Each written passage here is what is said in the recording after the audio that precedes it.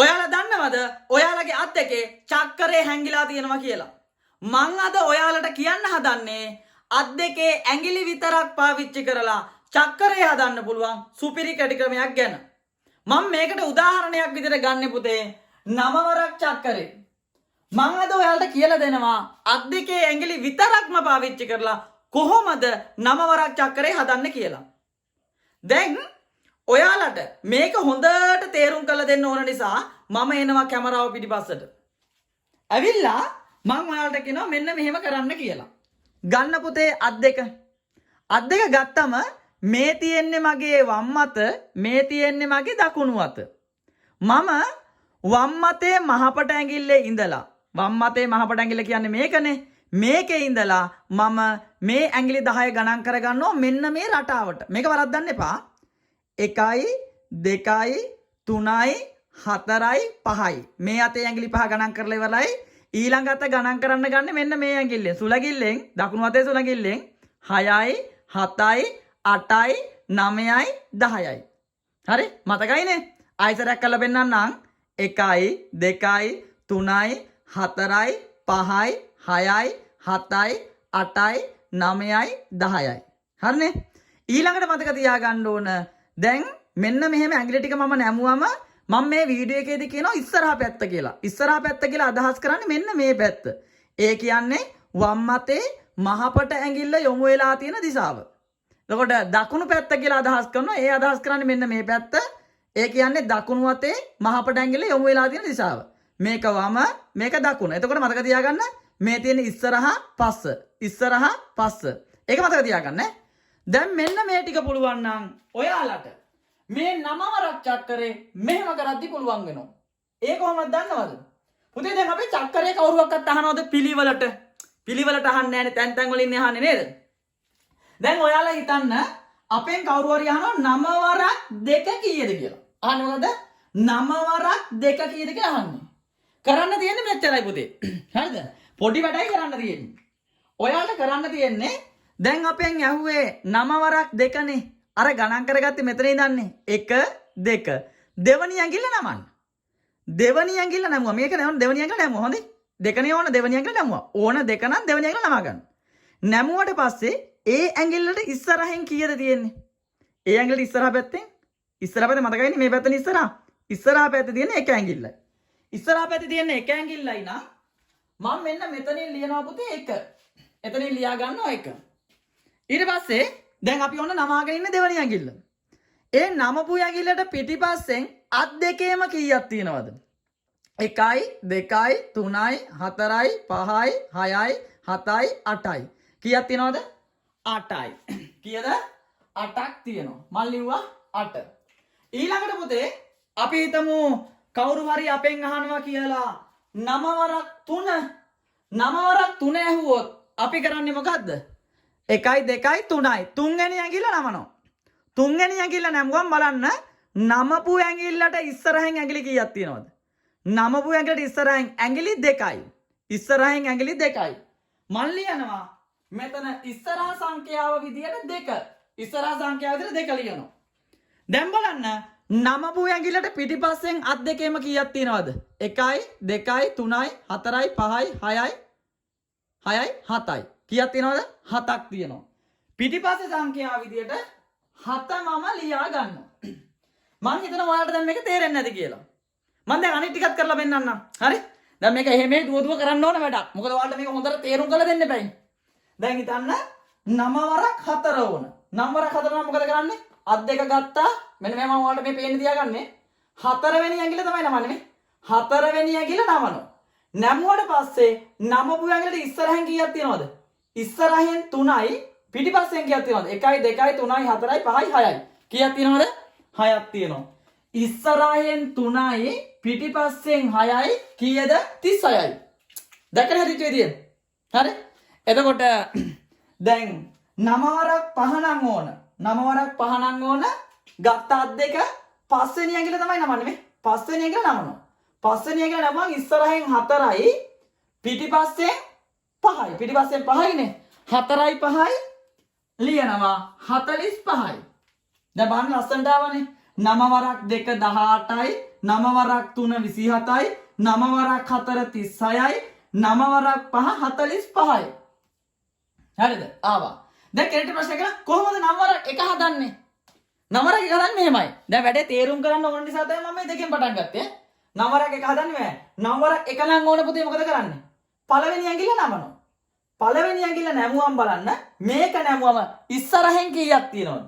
ඉස්සරහෙන් කීයක්වත් නැහැ මේ. ඉස්සරහා පැත්තේ කීයක්වත් නැහැ. පිටිපස්සෙන් කීයක් තියෙනවද? පිටිපස්සෙන් 9ක් තියෙනවා මේ. පිටිපස්සෙන් 9ක් තියෙනවා. ඉස්සරහා පැත්තේ කීයක්වත් නැහැ.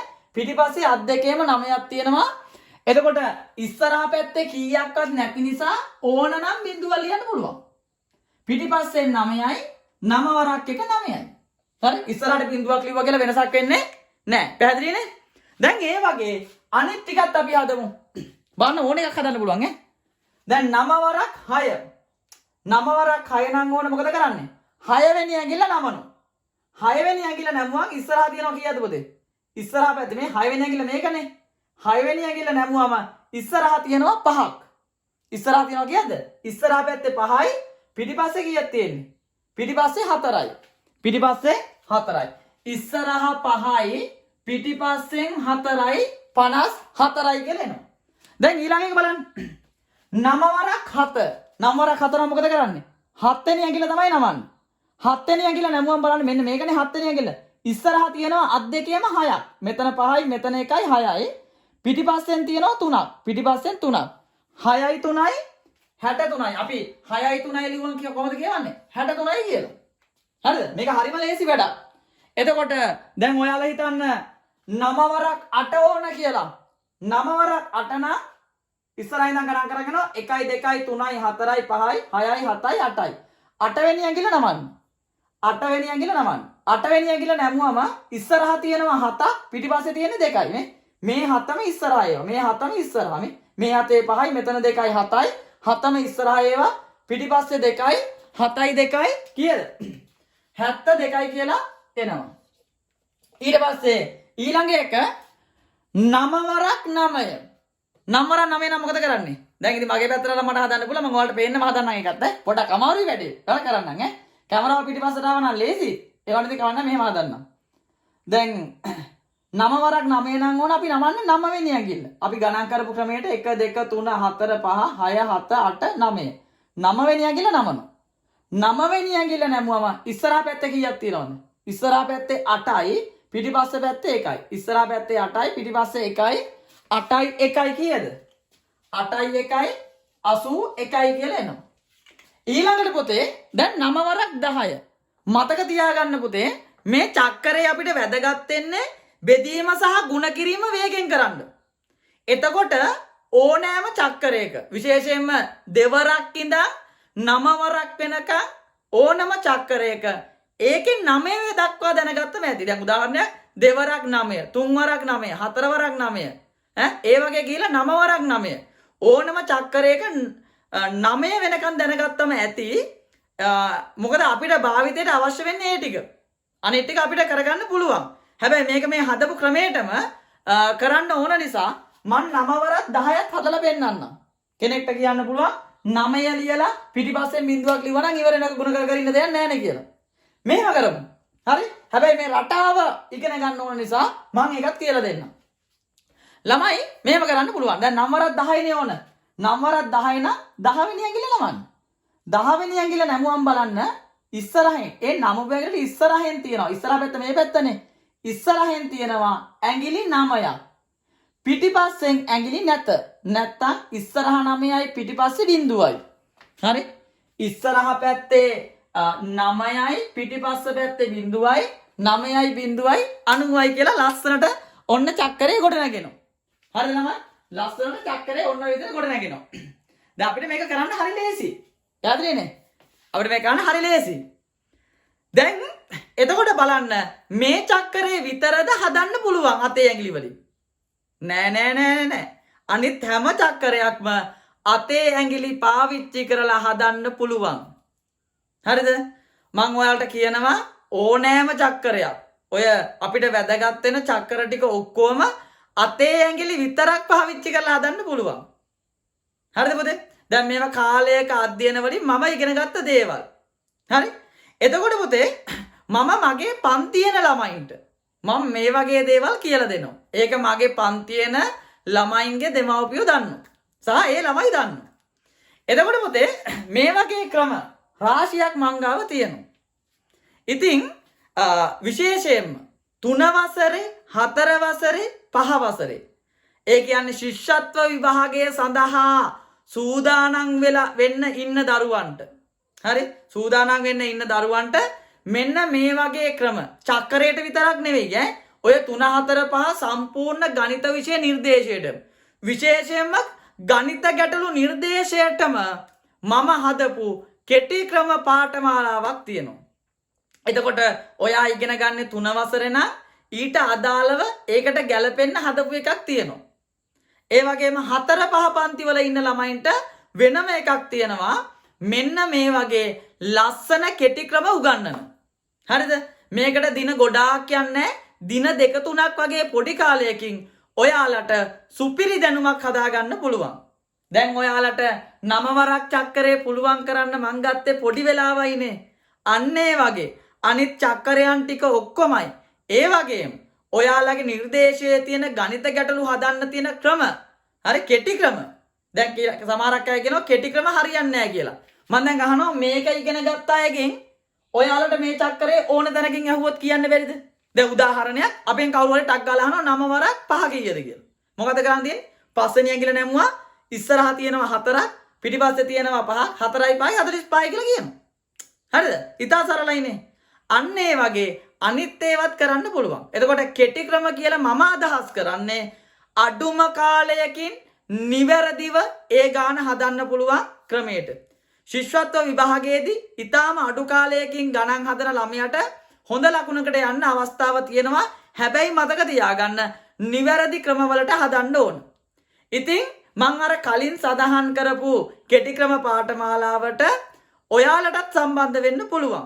ඊටාම අඩු දින ගානකින් හොඳ දැනුමක් අරගෙන හොඳට තමන්ගේ විභාගය සහ ඉගෙන ගන්න වැඩවලට යොදවා ගන්න පුළුවන් මේ ගන්න දැනුම. එතකොට ඔයාලා ඒකට සම්බන්ධ වෙන්න මොකද පුතේ කරන්න ඕන? ඔයාලගේ දැන් මේක බලන්නේ දෙමව්පියෝ නම් තමන්ගේ දරුවා ඉගෙන ගන්න 9යි පන්තියයි 2. ඔයාලා මේ බලන්නේ මේ වීඩියෝ එක දකින්නේ Facebook එකෙන් නම් මේ වීඩියෝ එකට පල්ලෙහායින් දාලා තියෙනවා අංකයක්. ඒකට WhatsApp message එකක් එවන්න. හරි? මොකද දරුවගේ 9යි පන්තියයි 2. එතකොට අපි ඊට අදාළ සියලුම විස්තර ඔයාලට එවන්න. එහෙම නැත්නම් මේ වීඩියෝ එක දැකගෙන YouTube එකෙන් නම් පල්ලෙහා description එකේ තියෙනවා මගේ අංකේ නැත්නම් මගේ ආයතනික අංකේ දාලා ඇති. ඒකට දරුවගේ 9යි පන්තියයි 2 WhatsApp message එකක් දැම්මම ඒ දරුවා ඉගෙන ගන්න පන්තියට අදාළව කරන්න පුළුවන් සම්බන්ධ වෙන්න පුළුවන් හොඳම කෙටි ක්‍රම පාඨමාලාව මොකක්ද කියලා තෝරලා ඔයාලට ඒකට ඔයාලට සම්බන්ධ වෙන්න අවස්ථාව තියෙනවා. ඒ වගේම 3 වසරේ ඉඳන් 13 වසර වෙනකම් ඕනෑම දරුවෙකුට අපේ පන්තිත් එක්ක සම්බන්ධ වෙන්න පුළුවන්.